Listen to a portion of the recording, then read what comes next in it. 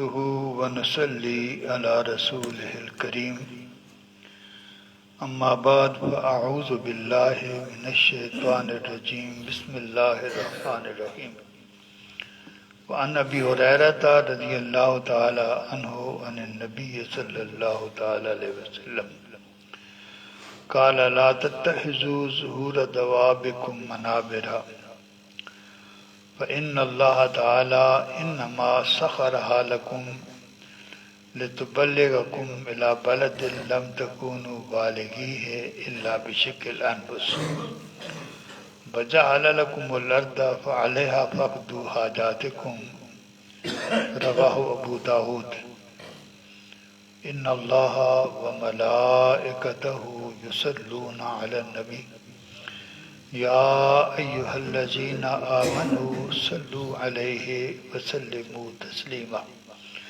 الصلاة والسلام عليك يا سيدي يا رسول الله وعلى آلك وأصحابك يا حبيب الله الصلاة والسلام عليك يا سيدي يا رسول الله وعلى آلك وأصحابك يا حبيب اللہ۔ حضرت ابو ہریرہ رضی اللہ تعالی عنہ سے مروی ہے، فرماتے ہیں حضور سر عالم صلی اللہ تعالی علیہ وسلم نے ارشاد فرمایا، اپنی سواریوں کی پشتوں کو ممبر نہ بنا لو۔ ممبر پر آدمی بیٹھتا ہے، بات کرتا ہے، سواری پہ بیٹھتا ہے تو سفر کرتا ہے۔ حضور صلی اللہ تعالی وسلم کے اس ارشاد کا مطلب یہ ہے کہ جب تم چل نہ رہے ہو، کسی جگہ پر سواری کو کھڑا کر کے اس کے اوپر بیٹھ کر دنیا کے باقی کام کرو، سواری بوجھ دوبارہ اٹھا کے کھڑی ہوئی ہو، تو اس کا مطلب یہ ہے کہ تم نے ان کی پشتوں کو ممبر بنایا کہ وہ سفر جو تم سخت مشقت کے بغیر نہیں کر سکتے، ان جگہوں پر جہاں تم بغیر مشقت کے نہیں جا سکتے، اس لیے بنایا تھا کہ یہ تم کو وہاں پہنچا دے۔ یہ مقصد ہے، اس مقصد کے لیے ان کو استعمال کرو، اور جب یہ مقصد حاصل نہ کر رہے ہو تو ان کی پشتوں کو استعمال نہ کرو۔ اللہ تبارک و تعالی نے تمہیں زمین دی ہے، سواریاں دی ہیں تاکہ تم سفر کرو، زمین دی ہے تاکہ زمین کی پشت پر باقی سارے کام تم کرو، تو باقی تمہارے سارے کام جو ہیں وہ زمین پر کرو، سفر کرنا ہو تو سواریوں کی پشتوں کو استعمال کرو۔ ہمارا دین جو ہے جس طرح انسانوں کے حقوق کا خیال رکھتا ہے، جانوروں کے حقوق کا بھی خیال رکھتا ہے۔ ضرورت کے بغیر جس مقصد کے لیے اللہ تبارک و تعالیٰ نے کوئی چیز بنائی ہے اس کو اس مقصد کے لیے استعمال کرنا ٹھیک ہے، اس مقصد کے علاوہ کسی اور چیز کے لیے استعمال کرنا کی شریعت اجازت نہیں دیتی۔ اس حدیث پاک کو امام ابو داود نے روایت فرمایا۔ وعن انس رضی اللہ تعالی عنہ کنا اذا نزلنا منزلا لا نسبح حتی نخل رحال، رواہ ابو داود۔ حضرت انس رضی اللہ تعالی عنہ حضور صلی اللہ تعالی وسلم کا اور صحابہ کرام کا معمول بیان کرتے، ہم جب سفر پر ہوتے اور کسی جگہ پر ہم پڑاؤ کرتے تو پڑاؤ کے لیے جب ہم رکتے تو اونٹوں کو یا جو سواری ہے ان کو کھولنے سے پہلے ہم نماز بھی نہیں پڑھتے تھے، کوئی کام نہیں کرتے تھے، یعنی اونٹوں کو آزاد کرو، سواریوں کو آزاد کرو، اس کے اوپر جو تم نے پلان وغیرہ رکھے ہوئے ہیں ان کو، تاکہ وہ بھی تھوڑا ریسٹ کر لیں۔ تو یہ نہیں کہ پہلے باقی سارے کام کر لیتے ہیں تو یہ اونٹوں کے اوپر جو کچاوا وغیرہ ہے یا جو پلان وغیرہ ہے اس کو بعد میں اتاریں گے، ان کے لیے یہ تکلیف کا باعث ہے۔ تو معمول یہ تھا کہ جب کسی جگہ پر پڑاؤ کرتے سب سے پہلے ان کو آزاد کرتے، ان کے اوپر جو بوجھ لدا ہوا ہے اس کو بھی اتارتے، جو پلان وغیرہ جو جھولتڑا وغیرہ ہوتا ہے اس کو بھی اتارتے، اور اس کے بعد باقی اپنے سارے کام کرتے، نماز تک بھی بعد میں پڑھتے۔ اس حدیث پاک کو بھی امام ابو داؤد نے روایت فرمایا۔ وعن بریدہ رضی اللہ تعالی عنہ قال بینما رسول اللہ صلی اللہ علیہ وسلم یمشی اذ جاءہ رجل معه حمار فقال یا رسول اللہ ارکب وتأخر رجل فقال رسول اللہ صلی اللہ علیہ وسلم لا انت حق بصدر دابتک الا انت جلو لی قال جعلت لك فراقبا رواہ ترمذی و ابو داؤد۔ حضرت بریدہ رضی اللہ تعالی عنہ سے مروی ہے، فرماتے ہیں حضور صلی اللہ علیہ وسلم پیدل چل رہے تھے، ایک آدمی حاضر خدمت ہوا، اس کے پاس ایک گدھا تھا، اس نے حضور صلی اللہ علیہ وسلم سے عرض کی یا رسول اللہ آپ اس پر سوار ہو جائیں، خود وہ پیچھے ہٹ گیا، تو حضور صلی اللہ علیہ وسلم فرمایا نہیں، یہ تمہارا جانور ہے، تم اس کے مستحق ہو کہ اس پر سوار ہو، ہاں اگر یہ تم مجھے دے دو کسی صورت میں، اس کو میری ملکیت میں کر دو، پھر میں سوار ہو سکتا ہوں۔ تو حضور صلی اللہ علیہ وسلم نے فرمایا یہ آپ کا، میں نے آپ کو دے دیا۔ اس کے بعد حضور صلی اللہ علیہ وسلم جب تک اس کی ملکیت تھا فرمایا یہ اس پہ سوار ہونا یہ جو ہے تمہارا حق ہے، میرا حق نہیں۔ لیکن جب وہ اس نے حضور صلی اللہ علیہ وسلم کو ہبہ کر دیا، جیسے بھی آپ کی ملکیت میں دے دیا، اس کے بعد حضور صلی اللہ علیہ وسلم سوار ہوا۔ اس حدیث پاک امام ترمذی اور ابو داؤد نے روایت فرمایا۔ وعن سعید ابن ابی ہند عن ابی ہریرہ رضی اللہ تعالی عنہ قال قال رسول اللہ صلی اللہ علیہ وسلم تکون ابل لشیاطین وبیوت لشیاطین فاما ابل الشیاطین فقد رأیتها یخرج احدکم بنجیبات معه قد اسمنها ولا یعلو بعیرا منها ویمر بحقیقت انقت ابی فلا یحمله اما بیوت الشیاطین فلما رأى كان سعید یقول لا اراها الا هذه الاقفاص التي يستر الناس بالزواج رواہ ابو داؤد۔ حضرت ابو ہریرہ رضی اللہ تعالی عنہ سے مروی ہے، فرماتے ہیں حضور صلی اللہ علیہ وسلم نے فرمایا کچھ اونٹ بھی شیطان کے لیے ہوتے ہیں اور کچھ گھر بھی شیطان کے لیے ہوتے ہیں۔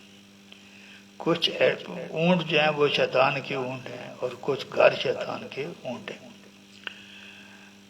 وہ اونٹ جو شیطان کے ہیں ان کو تو میں نے دیکھ لیا ہے، وہ کیا ہیں؟ کہتے ہیں کہ ایک آدمی تم میں سے ایک آدمی جو ہے وہ اپنے اچھے اونٹ لے کر نکلتا ہے کئی، اور ان میں سے کسی ایک پر بھی سوار نہیں ہوتا۔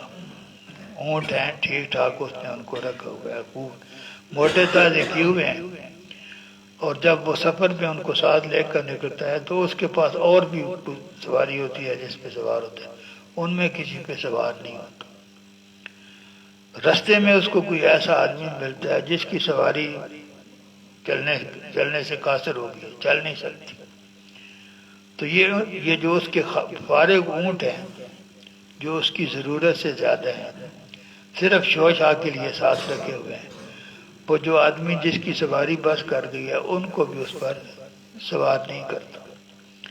تو دو چیزیں ہو گئی، ایک تو یہ کہ آپ نے اللہ تبارک و تعالیٰ نے یہ جانور جو ہیں یہ انسانوں کے لیے مسخر کیے ہیں، ان کی خدمت کے لیے پیدا کیے ہیں، تو آپ ان کی ضرورت بھی نہیں ہے اور آپ ان کو ساتھ شو کرنے کے لیے چلاتے ہیں۔ ایک تو یہ بات اللہ تعالیٰ کو ناپسند ہے، دوسرا یہ کہ آپ کو رستے میں اپنا کوئی بھائی ایسا ملتا ہے کہ اس کی سواری جو ہے وہ چلنے کے قابل نہیں رہی، اس کو ضرورت ہے، آپ اس کی ضرورت بھی نہیں پوری کرتے، تو حضور صلی اللہ علیہ وسلم کی نظر میں اس قسم کا اونٹ جو ہے وہ شیطان کے کاتے میں چلا جاتا ہے، یہ ان کے لیے انسان کو اس کا کوئی فائدہ نہیں ہے۔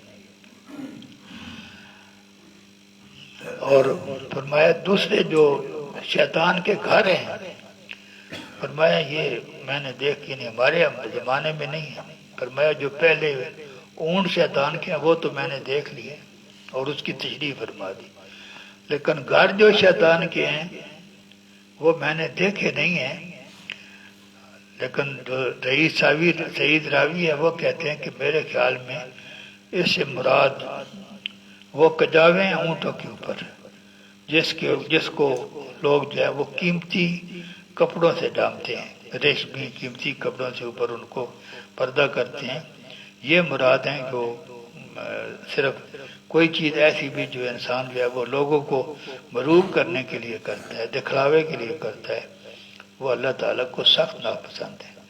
تو حضور صلی اللہ علیہ وسلم نے فرمایا گھر بھی شیطان کے ہیں، لیکن وضاحت نہیں فرمایا، میں نے دیکھا نہیں. تو راوی اپنا اندازہ بیان کرتے ہیں کہ میرے خیال میں جو حضور صلی اللہ علیہ وسلم نے فرمایا اس سے مراد یہ جو اونٹوں پر پڑے ہوئے کجاوے ہیں جس کے اوپر قیمتی پردے جو ہے لوگ لٹکاتے ہیں، حضور صلی اللہ علیہ وسلم کی مراد شیطان کے گھروں سے مراد یہ کجاوے وغیرہ تھے. اس حدیث پاک کو امام ابو داؤد نے روایت فرمایا. وآخر دعوانا ان الحمد للہ رب العالمین.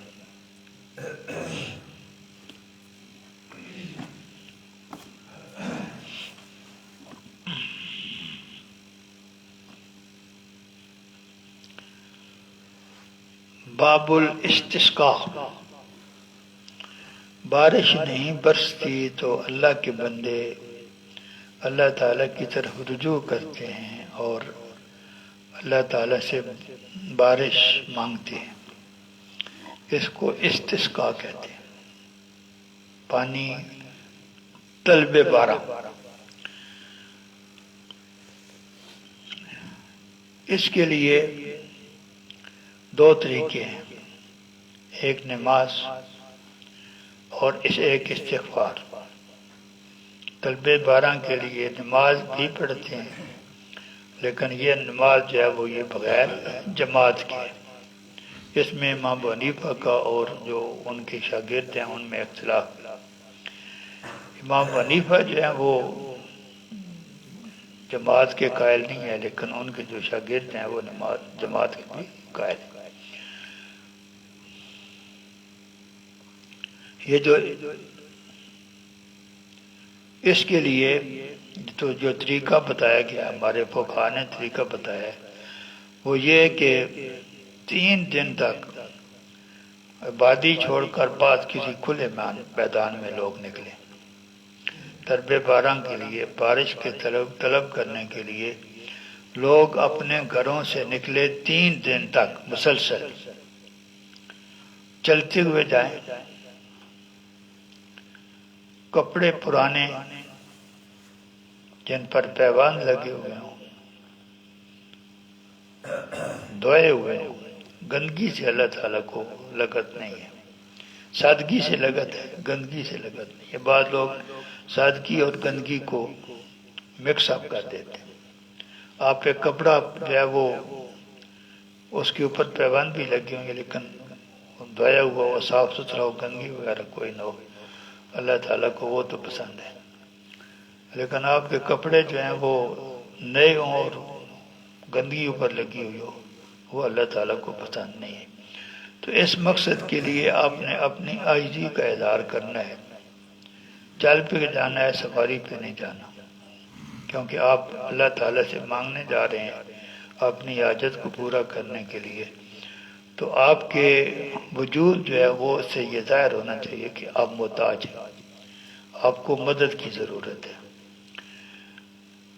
ایسے کپڑے پہنے ہوں جو پرانے ہوں، ان پہ پیوند لگے ہوں، متذللین عاجزی کا اظہار کرتے ہوئے، متواضعین بھی ساتھ لفظ دونوں کا معنی ہے عاجزی انکساری کا اظہار کرتے ہوئے.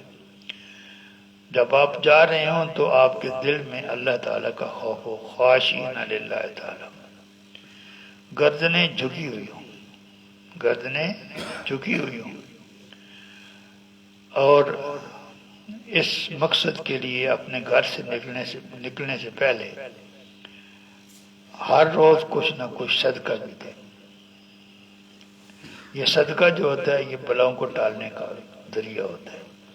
صدقہ دیں. اور مستحب یہ ہے کہ جانوروں کو بھی ساتھ لے کر جائیں، جو گھر سے آپ کے پاس جانور ہیں ان کو بھی ساتھ لے کر جائیں. جو بوڑھے اور بیمار ہیں ان کو بھی ساتھ لے کر جائیں، بچوں کو بھی ساتھ لے کر جائیں۔ یہ کام جو ہے کرتا بھی نہیں کوئی نہیں ہے، اس لیے جب اس قسم کا موقع آتا ہے ہم لوگ خاموش ہو جاتے ہیں، کیونکہ جو شریعت جو طریقہ بتاتی ہے وہ تو لوگ کرنے کے لیے تیار نہیں ہوتے۔ جو بیمار تھوڑا سا ہوگا وہ بھی کہے گا میں نہیں جاؤں گا۔ تو بارش کی ہر ایک کو ضرورت ہے، جو بیمار ہے اس کو بھی بارش کی ضرورت ہے، کوئی بوڑھا ہے اس کو بھی بارش کی ضرورت ہے، جانوروں کو بھی بارش کی ضرورت ہے۔ آدھے جو ہے وہ اللہ تعالیٰ کی حضور حاضر ہو کر جو ہے وہ دعا بارش مانگتے ہیں، آدھے جاتے ہی نہیں ہیں، اللہ تعالیٰ کی مرضی دے یا نہ دے۔ تو جو آپ کے دین نے آپ کو اس کے بارے میں رہنمائی کی ہے کہ چونکہ ہر ایک محتاج ہے بارش میں۔ ہمارے ہاں تو یہ بھی کہتے جب کہا جائے نا کہ یہ وہ استغفار کرو، تو یہاں میں نے یہ بھی بات سنی ہے کہ استغفار وہ کریں جنہوں نے گناہ کیا، ہم نے تو گناہ کو نہیں کیا۔ جب ایسے لوگ موجود ہوں جو یہ کہیں بول کر کہ ہم نے تو کوئی گناہ نہیں کیا، تو اللہ تعالیٰ کا کوئی عذاب کسی وقت بھی آ سکتا ہے، ایک آدمی کی وجہ سے بھی عذاب آ سکتا ہے۔ یہ اللہ تعالیٰ دعا کیا کریں کہ اللہ تعالیٰ اس قسم کے لوگوں سے جو اس قسم کی گفتگو کرتے ہیں ان سے آبادی کو محفوظ رکھے۔ اس لیے شریعت یہ کہتی ہے سارے جائیں، سارے جو ہے وہ اللہ تعالیٰ کی حضور عاجزی کا اظہار کریں گے تو ادھر سے اللہ تعالیٰ کی رحمت جو ہے وہ برسے گی۔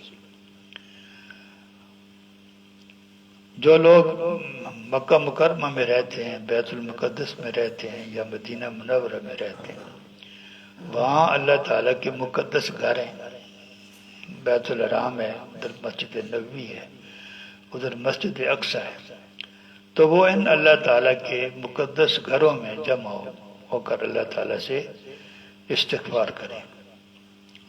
آگے جو طریقہ ہے وہ کل انشاءاللہ۔ وآخر دعوانا ان